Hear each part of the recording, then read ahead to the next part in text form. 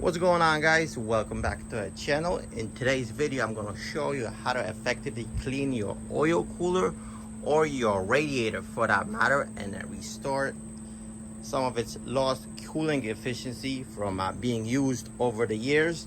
This is a very simple method I've been using for several years now on my radiator, but I haven't actually tried it on my oil cooler. So in today's video I'm going to demonstrate how to use it on your oil cooler, which is the same as you would use it on your radiator, and it's basically free. Anybody with a power washer could do it at home. So without further ado, let's dismount the oil cooler from this M3, raise it up, and let's start cleaning and see how we could effectively clean this this oil cooler without damaging it. We got the oil cooler out of the car. Make things simpler, we have to take off the shroud, which is held by two T25 Torx. And now we could just slide it right off. We have the shroud off, and now we have the intercooler nicely exposed, or the oil cooler. I'm gonna plug the end so the oil doesn't drip out. And I don't know if you could tell, but this is really filthy. I mean, there's all kinds of stuff stuck in there. So I'm gonna show you effective method how to clean this. I have this tray underneath so you see exactly how much stuff comes out of this this oil cooler.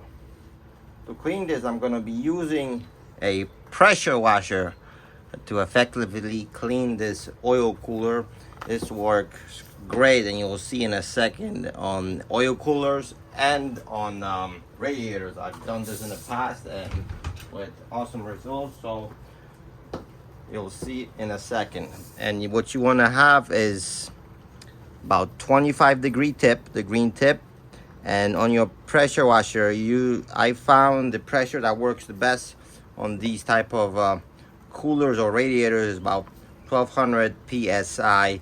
You don't want to have it too much because you don't want to bend the fins, and you want to basically start washing it pointing straight down so you have no angle, so there's no pressures on the fins.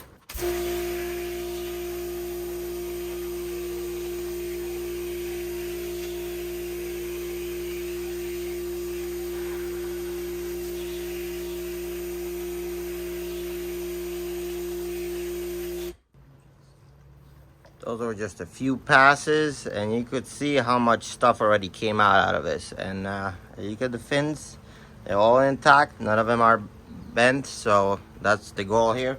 We don't want to damage the radiator or the cooler, but as you could see, it certainly does work, because you could I'm going to turn it so you could have a better view how the pressure comes through the whole oil cooler, and basically dislodges all the stuck rocks and debris that's stuck in there.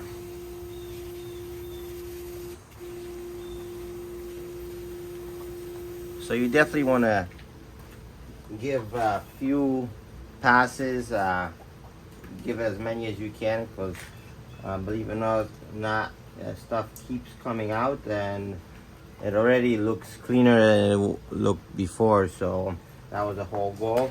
As you could see, the water is disgusting, and you could see all the sand on the bottom. I'm going to drain it and show you exactly how much stuff we took out of this oil cooler. But the more passes you could do, the better. All right, I gave it a good few passes, and as you could see, the oil cooler is unharmed. None of the fins are bent. Again, you want to have the right pressure. I actually switched to a 15-degree tip. It actually worked good as well. But as you could see, look at all that dirt, the sand in there, and dirt floating around. I already drained some of it, so you could see This definitely works, and it'll definitely help restore some of the lost cooling efficiency for this oil cooler. You should be able to tell the difference while driving it or driving it hard on the track. So let me put the shroud back on the cooler and we'll reinstall it. Fortunately, it's raining, so I gotta wait. All finished up and installed. Fairly simple. We have some Torx over here. I think these are T25, and a hex over here. That's pretty much it. I also sealed off this gap from the factory gasket that runs along here, because there's quite a bit of space there, and where when air is coming in through the front, it escapes here. So this creates a nice sealed tunnel directing the air through the oil cooler, so that should help as well.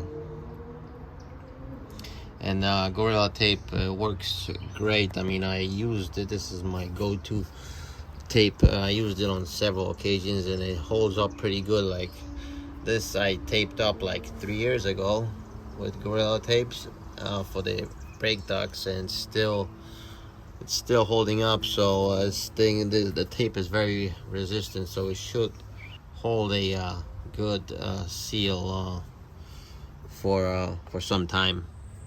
There it is, guys, all finished up and ready to be put to the test. As you saw, this procedure is very simple. Anybody with a pressure washer could do it at their home and restore the oil cooling efficiency, or your radiator for that matter. And in the past, when I did this on my radiator, I always saw a difference in temps, about 10-degree difference under hard use, meaning track use.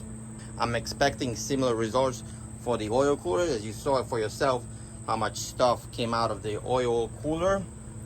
So it was definitely clogged, and it wasn't performing to its peak capabilities. So I'm very excited to see what the temps on the oil temperature will be, but I'm expecting something in the same range as I did for the radiator when I did this cleaning on the radiator itself. Without further ado, if that was helpful, make sure you hit a like, comment down below, and subscribe to the channel, and I will catch you in the next one.